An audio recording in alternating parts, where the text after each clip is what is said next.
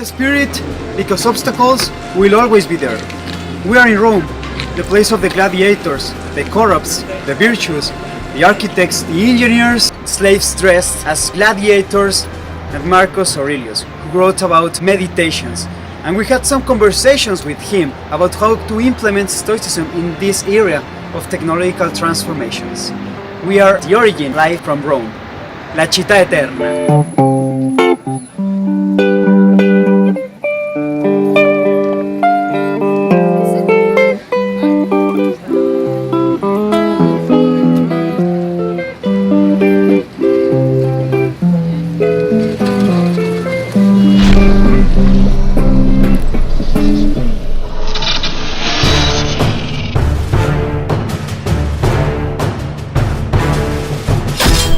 What can we learn as individuals from Stoicism in times of relentless technological changes that are shaping the future and we don't know where they're taking us? Climate change, new stressing events. Rather than turning our attention outwards, we should turn our attention inwards. And Stoicism will teach us how to shape our interpretation of the circumstances that we simply can't control.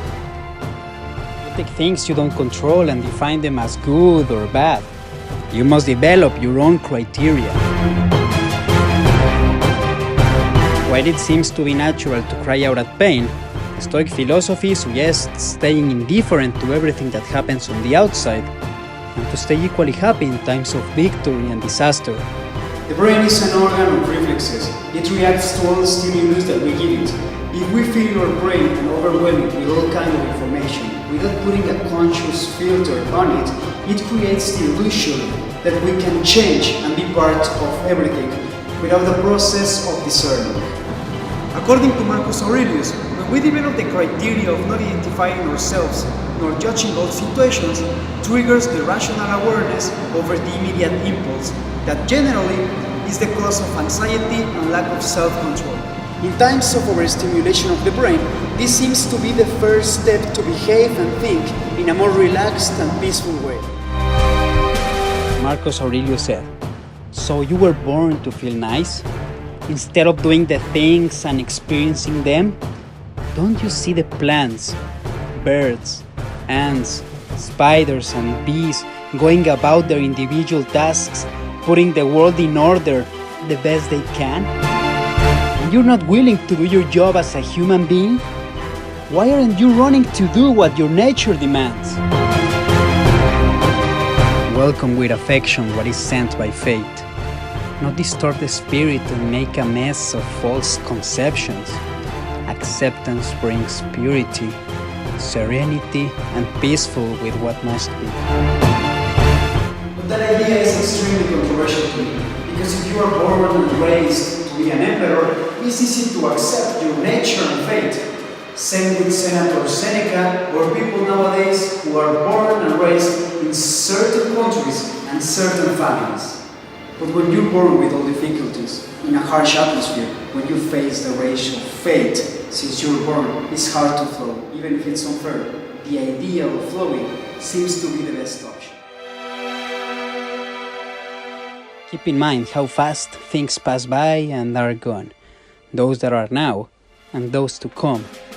Existence flows past us like a river. The what is in constant flux. The why has 1,000 variations. Nothing is stable, not even what is right here. The infinity of past and future gapes before us, a chasm whose depths we cannot see. But what is really human nature? That's one of the hardest questions to answer in human history, but we do know about nature.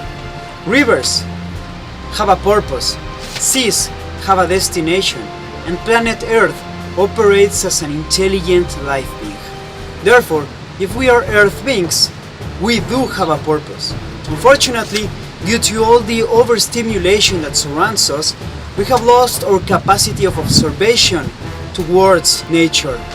Also, if we analyze how past events articulated to create this present moment, we can start believing in that thing called fate. Nevertheless, accepting fate is recognizing the fact that all the atrocities that humans do, did, and will do in the future are just part of our extinction or evolution. Nature is merciless and abundant at the same time. We accept hurricanes, climate change, earthquakes, among other events. But human stupidity, reflected in raping, nationalism, or discrimination, are not easy to accept. Constant awareness that everything is born from change. The knowledge that there is nothing nature loves more than to alter what exists and make new things like it. We understand nature as that force that moves everything to change and prevents stagnation. In this era of vertiginous change, that we don't have time to solidify anything. Everything is so fast that turns reality into a liquid one. Aspirations, ideals, goals, ideologies. I mean, how much power are we giving to machines? There's no step back. But in this era of persistent dynamic transformation, it's important to understand our roles. In the past, becoming a honorable man was the goal. Nowadays, we are in the pursuit of becoming superhumans, creating interfaces between technology and humans, creating our new human nature. How to react against racism, discrimination, xenophobia, and violations? Marcus Aurelius has some advices. Even though this is so controversial, I will leave this into your personal consideration. So, other people hurt me? That's their problem. Their character and actions are not mine. What is done to me is ordained by nature. What I do by my own. The mind is the ruler of the soul. It should remain unsteered by agitations of the flesh, gentle and violent ones alike. Stoic exercises vary from developing mindfulness in every action to write a daily journal. But Aurelius' advice is quite interesting when he tells you how to deal with obstacles.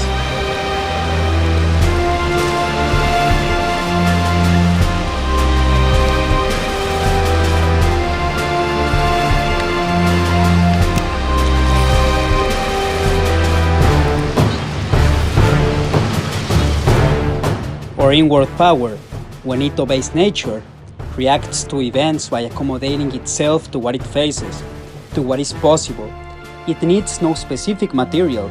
It pursues its own aims as circumstances allow. It turns obstacles into fuel. As fire overwhelms what could have quenched a lamp, what's thrown on top of the conflagration is absorbed, consumed by it, and makes it burn still higher. Was Marcus Aurelius important in terms of army or engineering, but also the philosophical work that he developed.